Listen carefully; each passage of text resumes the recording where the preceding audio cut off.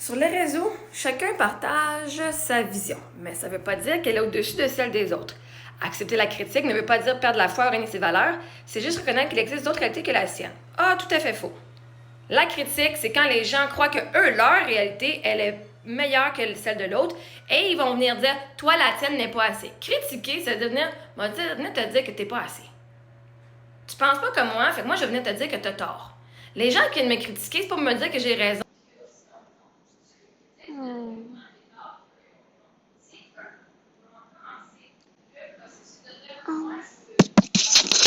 Toi, c'est faux, t'es malade mental, OK? Parce que je crois différent et que ma réalité est différente de la leur, ils viennent me traiter de folle et de mentale. Parce que eux, ils se croient au-dessus de moi. Littéralement, OK? Fait que non, je ne suis pas obligée d'accepter la critique de personne. Parce que ça serait de reconnaître que la leur est plus importante que la mienne.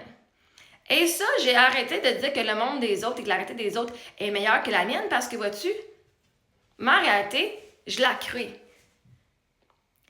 Mais une des affaires, c'est que les gens qui, eux, vivent leur réalité et que ça marche pour eux, que je fais « Oh my God, qu'est-ce qu'elle fait différemment de moi? » Puis qu'elle a ce que je désire. Ben là, je vais considérer, je vais être curieuse sur leur réalité à eux, avec leurs croyances, leurs actions et ce qu'ils font, pour dire « Ben moi aussi, je veux ça, donc qu'est-ce que je peux faire qui peut changer ma réalité pour apprendre de quoi qui est de bon dans la sienne? » Parce que je veux dire, si elle a ce que moi je désire, c'est peut-être parce que dans sa réalité, il y a quelque chose qui match, quelque chose que moi j'ai pas compris. Pas parce que c'est meilleur, mais parce que moi je veux avoir ce qu'elle veut. Mais non, accepter la critique, c'est d'accepter que les autres pensent que ta réalité, elle vaut pas rien. Que ta réalité est fausse. Puis si la réalité de tout le monde, qu'on reconnaît qu'il existe d'autres réalités que la sienne, tu peux dire « Ah, je te vois. Je suis pas d'accord avec toi, mais tu as le droit de penser ce que tu veux. » Vois-tu? Ça, c'est reconnaître qu'il existe une autre réalité que la mienne.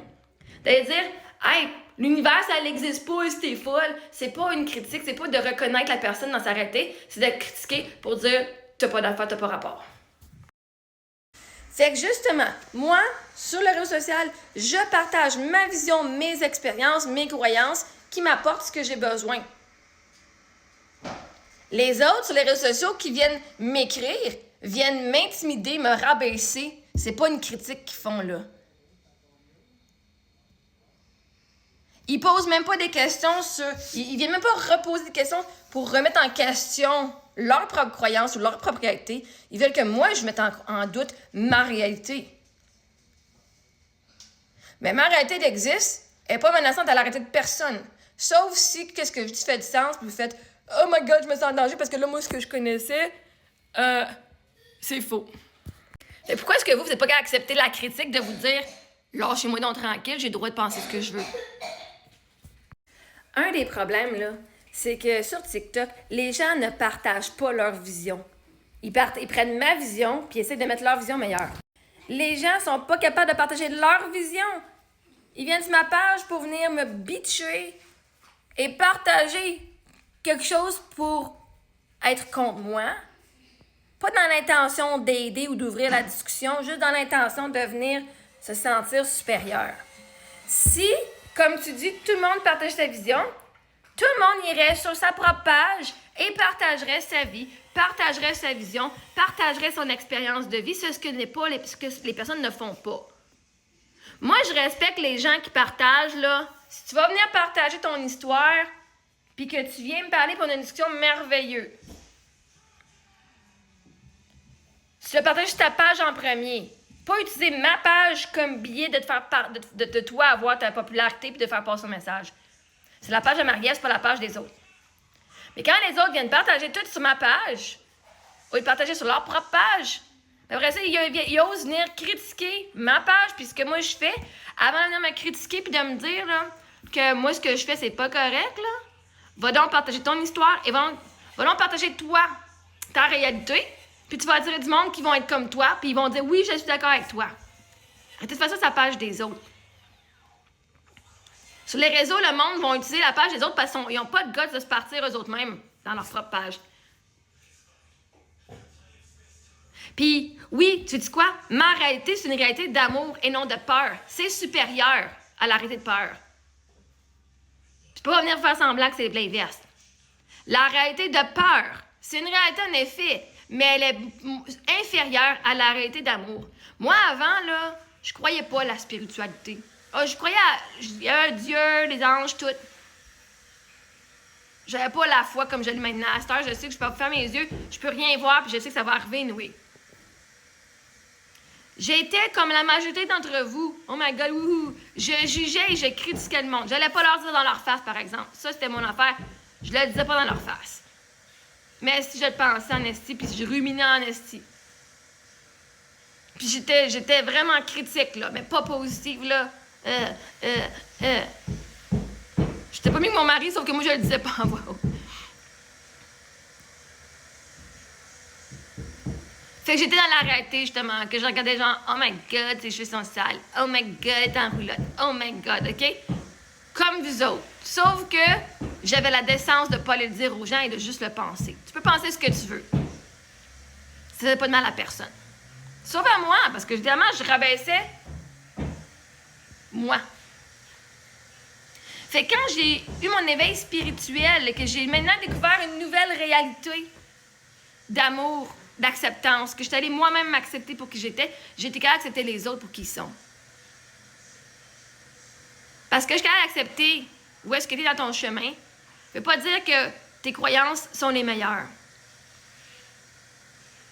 Parce que de vivre dans la peur, énergétiquement, c'est littéralement au bas de l'échelle émotionnelle, alors que de vivre dans l'amour et voir la vie avec la beauté et l'amour, c'est le top. Et vivre avec authenticité, c'est littéralement au-dessus de la peur. Si tu vis dans la colère, énergétiquement, sur les fréquences énergétiques, la peur, la colère, le ressentiment, la jalousie, la tristesse, c'est dans le bas de l'échelle. L'amour, l'authenticité, la joie, ça a une fréquence beaucoup plus élevée. Fait que oui, c'est supérieur. Mais ça prend énormément de travail sur soi pour arriver là, au dresser dans le bas. Fait que peut-être que si on accepte la critique, acceptez donc la critique que vous êtes dans la peur puis que c'est de la merde.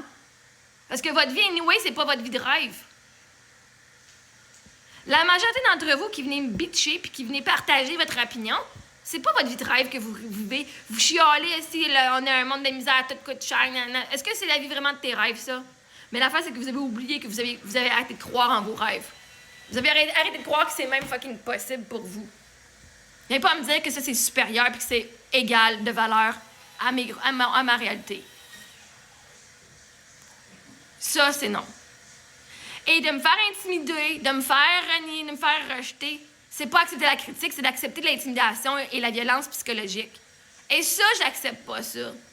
Si tu sais pas faire la différence entre une critique puis une attaque,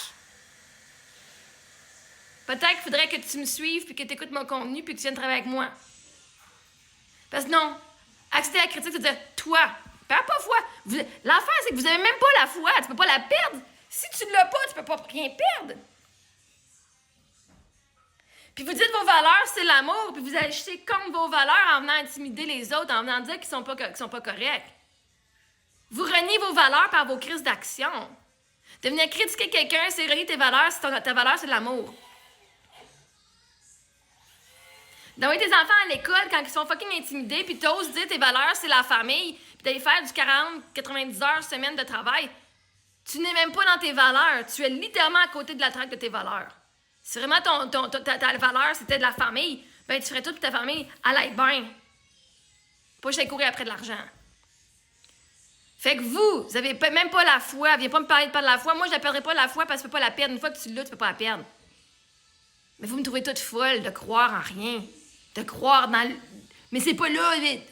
Vous me croyez folle de parler de Dieu et de l'univers. Moi, je peux pas le perdre parce que moi, je le sais que j'ai assez d'évidence. Vous qui ne l'avez pas, tu peux pas la perdre, tu ne l'as même pas, Chris. Fait qu'acceptez donc cette critique-là. Que oui, ma vision est au-dessus parce que elle est dans l'amour et dans la foi. Vous, non, c'est dans la peur et le contrôle. Et juste en fréquence énergétique, c'est déjà plus haut, l'amour. Vous vous reniez à tous les jours quand vous faites des décisions qui sont contre ce que vous voulez. Ah, je la ferais si j'avais moyen. Littéralement, tu viens de dire, c'est pas assez fort mes valeurs.